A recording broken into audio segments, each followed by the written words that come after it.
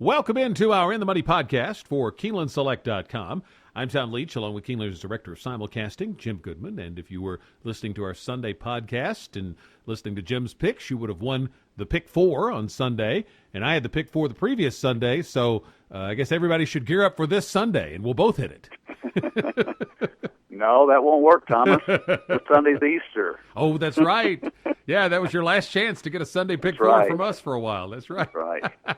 That's right. No racing on Easter Sunday at Keeneland. Forgot about that. So it's Wednesday through Saturday this week. The meet will then wrap up the following Friday. So about halfway through the spring meet at this point, as we take a look at the feature race on our Wednesday card, an allowance race, and then we'll also take a look at the late pick 4 as well.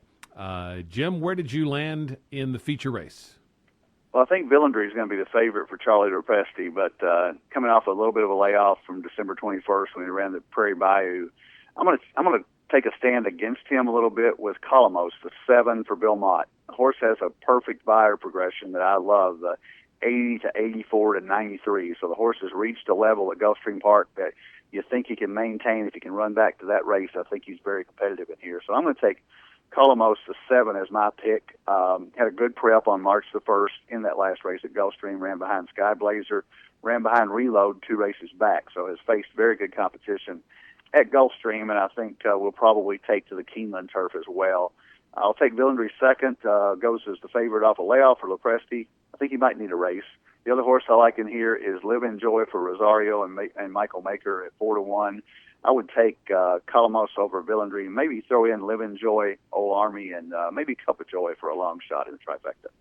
I'm going to take Villandry in here. 2 of his 3 wins have come on the turf, and I like the fact that he's run well off the layoff. Now, what I'm a little leery of is Charlie DePresti trains his horses here in central Kentucky through the winter, doesn't take them south, and so the bad winter caused him, I'm sure, to miss some training days. He said that was a concern with Wise Dan. Now, Wise Dan was good enough to overcome it, but I think some of these others may be better second start out for Charlie. However, this horse, having run well off a layoff before, I think the price will be pretty good, so I'm going to take a shot with Villandry in here.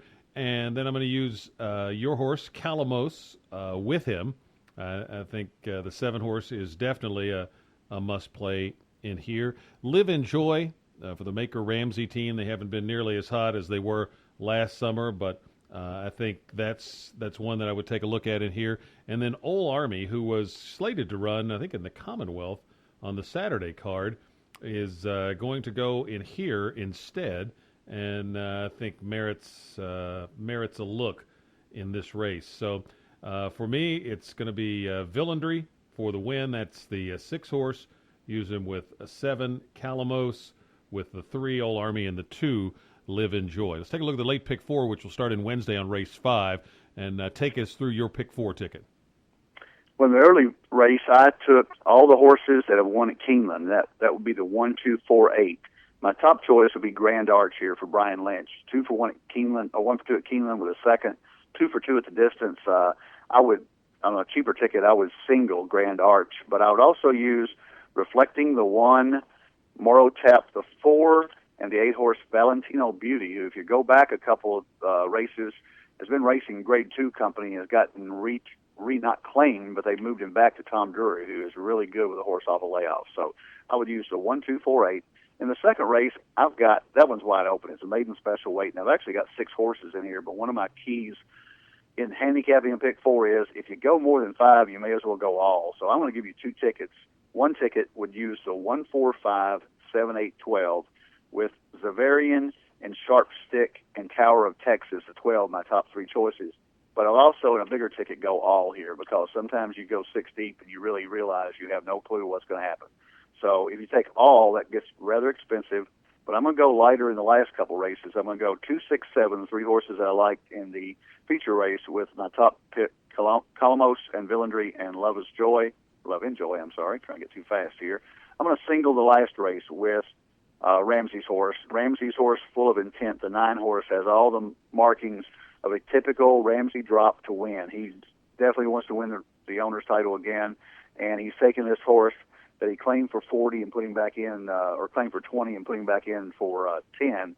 And even though he didn't show up last time at Saratoga, he is well intentioned here. So I think the mare Full of Intent is a single in the last race. So I would go 1, 2, 4, 8 with all with 2, 6, 7 with 9, which is $72.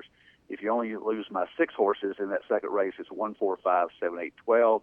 That would be $36. All right, I'm going to go with Reflecting's my pick in the 5th race, but for the purposes of the pick 4, I would use him and Grand Arch. Thinking you picked Grand Arch for a nice win, maybe last fall, if memory serves. So this horse has run well here. So is Reflecting, who came off a similar layoff to win here last spring. So I really like that angle. So Reflecting's my pick, but I'll use him and Grand Arch. I'm going to use 4 horses in the second leg. Sharp Stick is the pick. Zavarian's a horse that's scratched out of a spot over the weekend. Noble, that's the 4. Noble Bird 10, for goodness sake 3. I use all 4 of those. Don't have a real strong opinion in the feature, so I'm going to use Villandry the 6, Calamos the 7, Old Army the 3, Live and Joy the 2. And then in the last race, I'll use 2 horses, Full of Intent, the one you mentioned, the 9, and also Voila, the 6 horse, Viola. So it'll be 1 and 2 with 3, 4, 7, 10, with 2, 3, 6, 7, with 6, 9 in my late pick 4 ticket. And again, racing only through Saturday this week. Keep your Keeneland Select accounts funded. Saturday is Keeneland Select Appreciation Day, so make sure you've responded for that event if you have not already done so. We hope to see a lot of you that are Keeneland Select listeners of the podcast and use Keeneland Select to handicap. That we hope to see you there on Saturday. And Jim, anything else special going on this week? Coolmore Day is Saturday also. It's not going to have any Derby implications because none of the horses that needed points, but it's going to be a nice 3-year-old race and a couple other stakes races on Saturday. And this is as you said, there's no racing on Sunday, so we have 4 days this week, 3 days the next week, and it's over again. I can't believe we're 8 race days into the 15-day meet, but Churchill Downs is right around the corner, Kentucky Derby.